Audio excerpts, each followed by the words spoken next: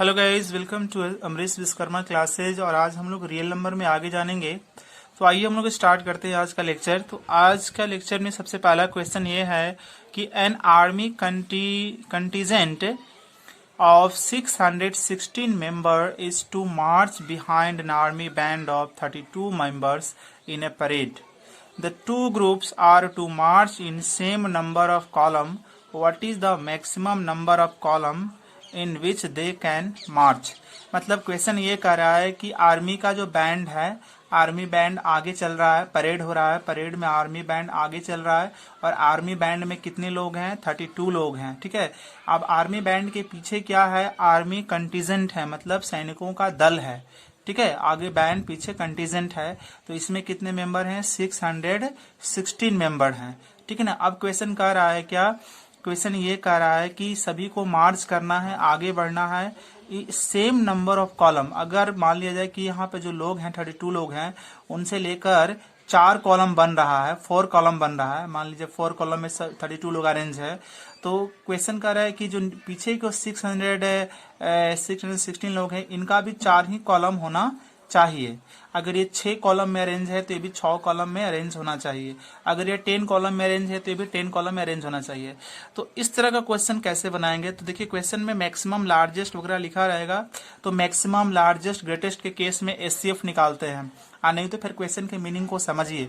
यहाँ कह रहा है कि जितना कॉलम यहाँ होना चाहिए उतना ही कॉलम यहाँ होना चाहिए, मतलब कॉलम दोनों में कॉमन होना चाहिए। तो कॉमन का मतलब कि हाईएस्ट कॉमन फैक्टर। कॉमन का मतलब एचसीएफ। जब भी ऐसा होगा मतलब जो चीज यहाँ होना चाहिए वहां वही नंबर यहाँ भी होना चाहिए, क्वेश्चन कर रहा है। तो इसका मतलब एचसीएफ निकलेगा। मीनिंग को भी समझ कर बना सकते हैं। तो required number of column equal to direct हम लोग एचसीएफ कर लेंगे, ये जो है और ये जो डेटा है उसका। और आया हमारा 8, तो हम बोलेंगे कि maximum number of column in which they can march. आगे का बैंड और पीछे का कंटीजेंट जो है, इन बैंड कितने कॉलम में अरेंज है? 8 कॉलम में। और ये कंटीजेंट भी कितने कॉलम में अरेंज है? 8 ही कॉलम में अरेंज है। ठीक है। अगर आपसे पूछा जाएगा कि आपने तो पता कर लिया कि 8 कॉलम में अरेंज है, तो पूछा जाएगा कि एक कॉलम में कितने लोग हैं, तो कितने टोटल लोग हैं? 32 हैं।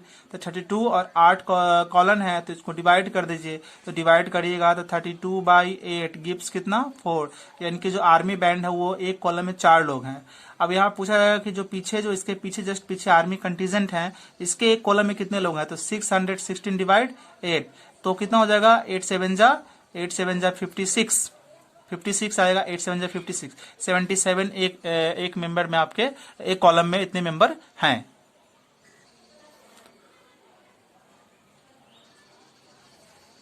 सो गाइज, अभी हम लोग देखते हैं find the largest number which divides 970 and 664, leaving remainder 7 in each case. मतलब लार्जेस्ट है एचसीएफ, डायरेक्ट आपको पता चल गया कि एचसीएफ निकालना है।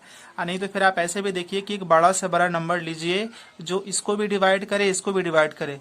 और डिवाइड करने पर रिमाइंडर जो है ना, इसमें भी 7 रिमाइंडर आ रहा है डिवाइड करने पर। मतलब एक बड़ा सा 970 और 664, एक बड़ा सा मैंने नंबर ले लिया, एक से रिमाइंडर कितना आ गया? 7। वही नंबर इसको भी डिवाइड करा, रिमाइंडर कितना आ गया? 7। तो ये x कितना होगा? ठीक है ना, ये x कितना होगा ये आपको बताना है। तो कुछ नहीं, आप देखिए कंप्लीट डिवीजन x जो है, x इसको और इसको तो पूरी पूरी डिवाइड नहीं कर सकता क्योंकि रिमाइंडर 7 दे रहा है क्वेश्चन के अकॉर्डिंग। तो x जो है पहले इसको माइनस कर देंगे, इसको रिमाइंडर को। तो रिमाइंडर को माइनस कर देंगे तो जो नंबर आएगा उसको x पूरी पूरी डिवाइड कर देगा। इसको भी इस पे माइनस कर देंगे तो जो नंबर आएगा उसको x पूरी पूरी डिवाइड कर लेगा। तो हम पहले पता कर लेते हैं कि जो है ना कंप्लीट डिविजिबल जो है ना हमारा डिविडेंड कौन है। तो 970 में 7 माइनस कर लेते हैं ये, और जब भी ऐसा रहेगा तो आप माइनस कर लीजिएगा। 664 में 7 माइनस कर लेंगे तो ये आएगा। अब जो है माइनस कर लिया, मतलब हमारे माइनस करने के बाद ये मिला। अब इसमें जो x जो नंबर है जो दोनों में कॉमन है, ये इसको पूरी पूरी डिवाइड कर देगा। तो x इसको भी डिवाइड करे, इसको भी डिवाइड करे, मतलब x एक कॉमन टर्म है, यानी कि कॉमन टर्म मतलब एचसीएफ है। तो एचसीएफ हम निकाल लेंगे, required largest number equal to HCF of this and this. तो 9 आ गया। अब आप चेक कर सकते हैं आपका आंसर सही है कि गलत है। तो आप इसको भी डिवाइड करिए, आप इसको भी डिवाइड करिए, और डिवाइड करने पर देखिए आपका रिमाइंडर दोनों केस में 7 आ रहा है। तो आपका आंसर बिल्कुल सही है।